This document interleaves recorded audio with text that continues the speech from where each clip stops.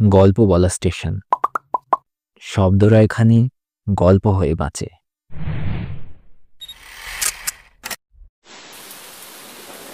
বাইরে মেঘ করে বৃষ্টি পড়ছে সজোরে। হঠাৎ দরজায় টোকা পড়ল। পিয়ন এসেছে, হাতে একটা চিঠি। তবে কি? হ্যাঁ, বহু চেষ্টার পর শেষমেশ চাকরিটা পেয়েই গেল অনেক। জয়নিং লেটারটা আজ সকালেই চলে এসেছে। ভীষণ খুশি অনেক। কত কষ্টই না করেছে ও এই দিনটার জন্য। আজ সে সফল।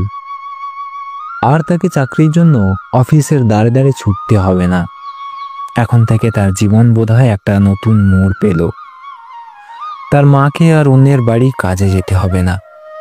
বোনের কলেজের ফিজটা সময় মতোই জমা করতে পারবে সে। অসুস্থ বাবার চিকিৎসাটাও এবার ভালো করে করাতে পারবে। কত কিছুই না ভেবে রেখেছিল সে। সকাল থেকে রাত পর্যন্ত টিউশন করানোর চাপ থেকে একটু মুক্তি পাবে। একটু পছন্দ মতো জামা জুতো পরবে সে। একটু পছন্দ মতো খাওয়া দাওয়া করবে। এই ভাবনা অনেকবারই ভেবেছে, তবে অভাব অনটনের জন্য কোনো দিনই হয়ে ওঠেনি। এখন তার জন্য রোজ তিয়াশাকে তার বাবার কাছে কথা শুনতে হবে না, কারণ এখন তার কাছে চাকরি আছে। ওদের স্বপ্নগুলো ওরা পূরণ করবে। ওফ, এসব কিছুই যেন বিশ্বাস করতে পারছে না সে। এমনটাও তার জীবনে ঘটতে পারে। হঠাৎ পাশে থেকে কার যেন ডাকার আওয়াজ আসছে অনেকের কানে। দাদা, এই দাদা, উঠে পড়, সকাল হয়ে গেছে। টিউশন পড়াতে যাবি না?